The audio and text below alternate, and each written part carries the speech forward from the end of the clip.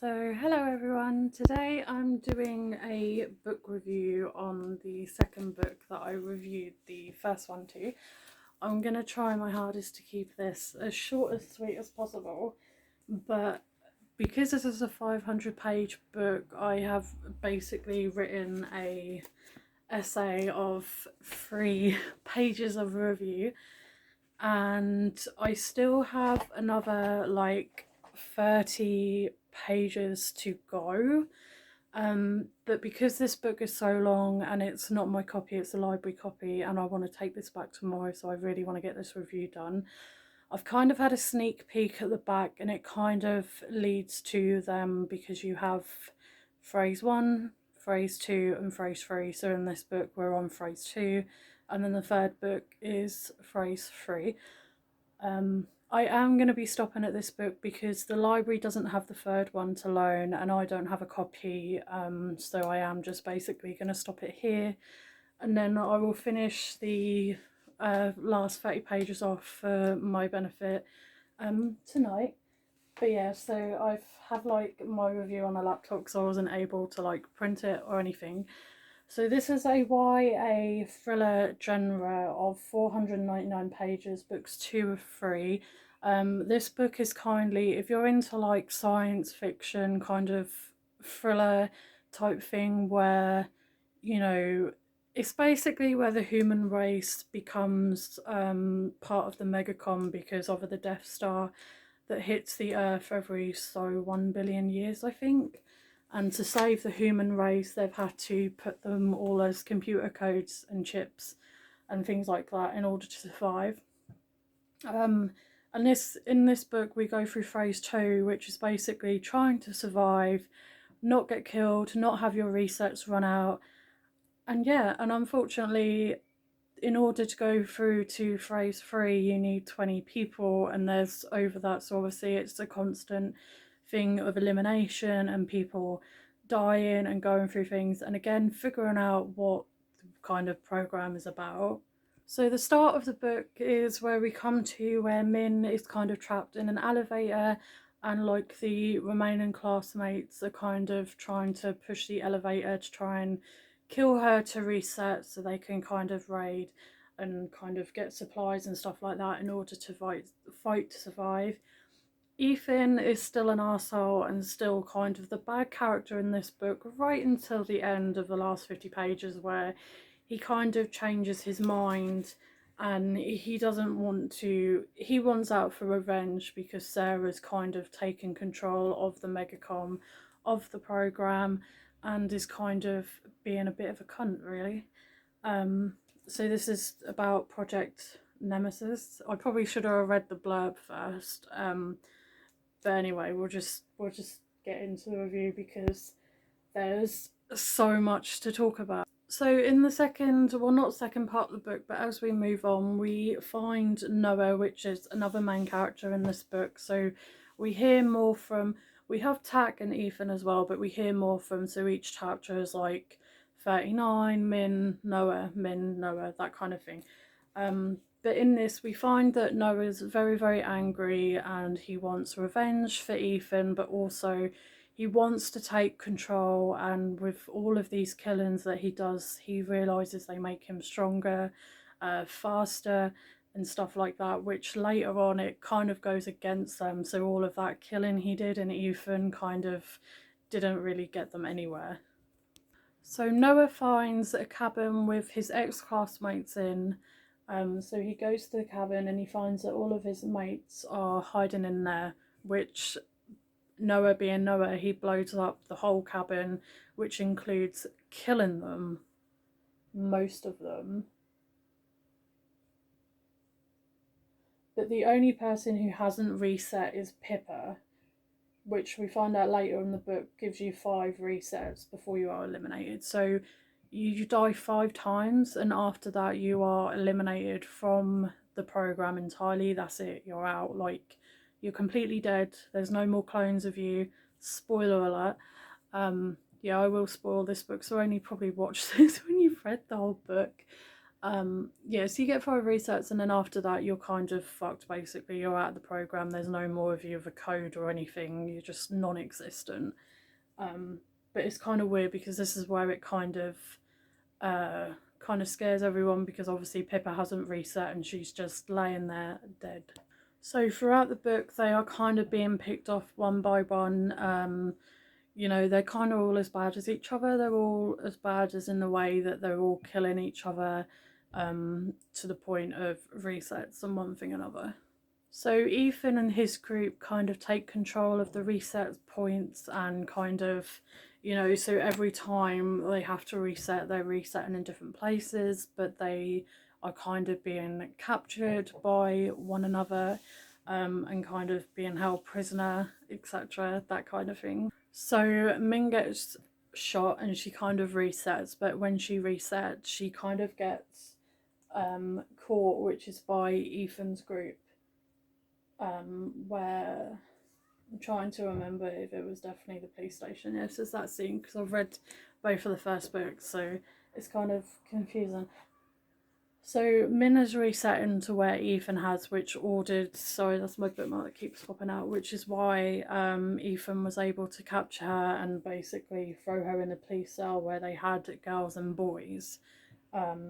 They also have Derek, who is kind of a slave and is running backwards and forwards, getting kind of food, being bullied a lot, and we later find out in the book he's being killed by 2 other guys just for fun. So he's literally ran out of resets, and he gets, after an argument of who wants to take control, who wants to do this, Derek basically gets shot, and no, I think it's Derek.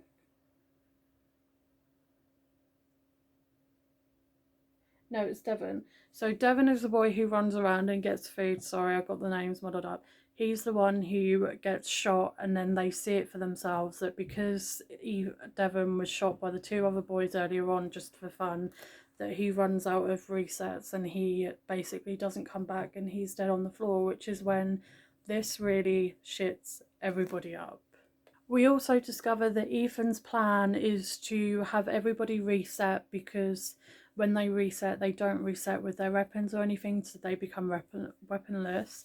So this is the reason why Ethan's being the way he's being and trying to get everyone, which is mainly so they don't have weapons, they can't fight, they can't defend themselves, which kind of sucks really and is a bit control. Min realises the only way she can get out of this situation from the police station is to basically turn the gun on herself so she can escape and kind of form a plan and I guess find other people. But she realises that's the only way out, so she literally shoots herself in order to reset so she can get out of the police station. Now, the next interesting scene was that Ethan basically owns the supermarket, which is the only one in Lake Town, I think. I may have got the town wrong. So yeah, so because Ethan owns the store, Noah's plan is to basically take everything he can get with his gang and blows the supermarket up, which that will mess Ethan over. And that also gives them a chance to escape from the police station, where she resets unnoticed as well, because he's causing such a massive blow to the supermarket that Min can kind of escape unnoticed, which that was a really kind of good scene. And then we find out a little more about phrase 2, which is called aggression. So 5 deaths, you're out. Kill, it's a running count. Kills versus death. The program requires you to kill to stay alive. So in order for you to stay alive, you would have to kill one of your classmates. But when you kill them, that makes you stronger, more powerful, etc. So you kind of feed off of the people you kill, which is a bit fucked up in a way. So this is where it kind of gets a bit messy and kind of even more a bit fucked up, because we come to where Min, Tak and Noah have kind of regrouped and they've come to put their things aside so they can work as a team. But they kind of find a room that only requires a fingerprint in order to get in, and it was after I think Min had an outburst of kicking and stuff that she managed to unlock the room. But in this room is kind of basically cloning. They find themselves cloned and hooked up to these machines. So every time they die, they don't come back as their original selves, they're like a clone, which was really different and interesting to read. And it kind of makes these characters, you know, who find this room, you know, like, is that my original soul and stuff like that, and asking questions, which I kind of liked. I didn't see that one coming, to be honest, so that was kind of weird and good at the same time, but it was kind of a little bit messed up. So because Min hasn't got any more resets, Noah, because they find a room also where there's like a kitchen, a bathroom, a living space, a good place to hide basically. Min's out of her reset, so if she gets killed one more time, she's out, she's eliminated, it's game over. But Noah kind of locks her in this bunker type of room where she will remain for the next 2 months, and Tak shoots himself in order to get out and reset, and they kind of promise to find each other again, and they kind of do, but it took 2 months in total, with Sarah taking control of the megacom and controlling the weather and the animals, and with Min being stuck inside, basically being taunted, no escape, and her having to kind of occupy her time. So in the meantime, with Min being kind of locked up, um, due to Sarah not leaving to give Min a chance to escape, so Sarah's literally taken kind of home to the silo type of building, and is kind of like controlling everything that needs to be controlled. And plus, she's got the access to all of the information, the binder folders, everything she needs to kind of manipulate the program a bit more. But then as Min needs to escape, we have Derek, who kind of bangs on the door and is kind of begging Min to let her in, for help to stop Ethan and his gang. But only with Derek doing that, Sarah then locks them both in, so then they are both trapped. So because Tak and Noah think that Min has basically died in kind of like the silo bunker, they want to take revenge. They're very angry. They both love Min, which is made clear right at the end of the book, and they both care about her. And they believe that Min has been eliminated, so they then work as a team through, you know, from now on throughout the book, and they put their differences aside because they did really hate each other a lot.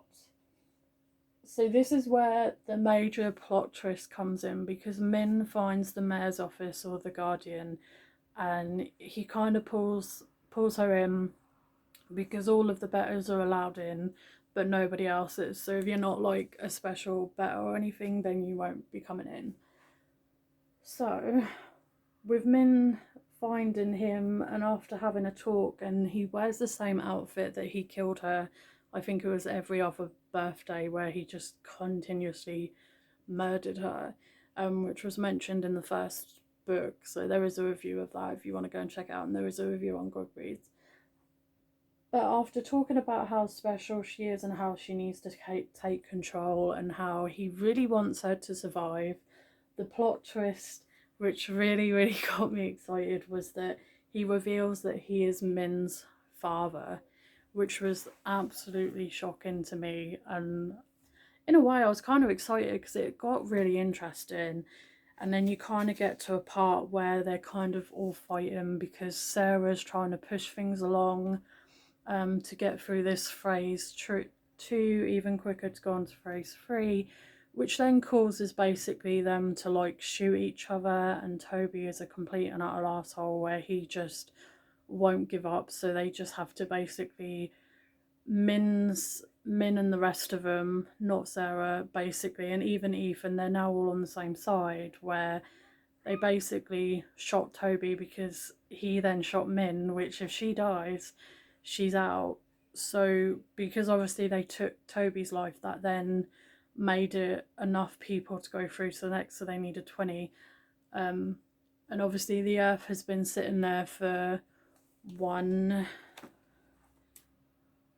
let me get this right. I put tabs in the book so I can know. For 1,334,760 years and 8 days that the Earth has been. So they've been in this program for all of that time, been running codes while the Earth has been recovering and getting back to where it needs to be. And it doesn't feel like that in the book, and it doesn't feel like that to them. But yeah, we come to the bit now where they are talking about going on to phrase 3, but Tack does kill himself as well in order to make up the right numbers, I think. So with Tack not being there, Min is obviously devastated and upset, and she wants to get him back. So the plan is to try and she won't move on to the next phrase or get into the chamber to go back to Earth until he's there. So, and I think we find out in the last 30 pages, but I did have a look at the back on book 3 that I read online, and it does say that Tack, Noah and Min are still the main characters. So we know that Tack is going to survive in one way or another, and we know that they're most likely all the characters in this book are going to be there. My thoughts are, I liked the book. 400 pages is a lot. It's kind of very slow. It does jump backwards and forwards to book 1, you know, kind of reminding you what happened, which is good. I like the writing style, but it was a little bit slow for me, where it kept you hooked for long enough, and then it would kind of slow down and you were kind of like, oh, it's a bit boring now, because it's taken me a month to kind of read this, gather all the information. There's not a lot of, I couldn't find one book review video on this book, and I couldn't get access to the Goodreads reviews because I've got it on mobile phone, so it wouldn't let me, like, when you try and press reviews it wouldn't bring them up, so I had to really go off what I read and on my notes. But I have 3 pages worth, but that was just basically a summary of everything that happened in this book.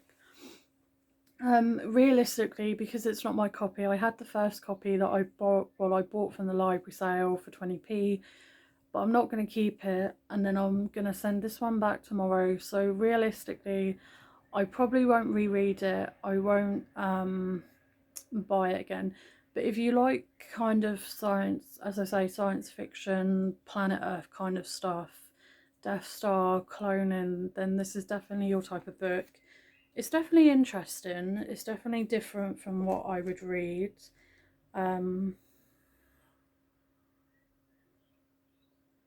So I had some kind of tabs that I kind of highlighted for the review, but I kind of don't feel like I need to read every single one of them.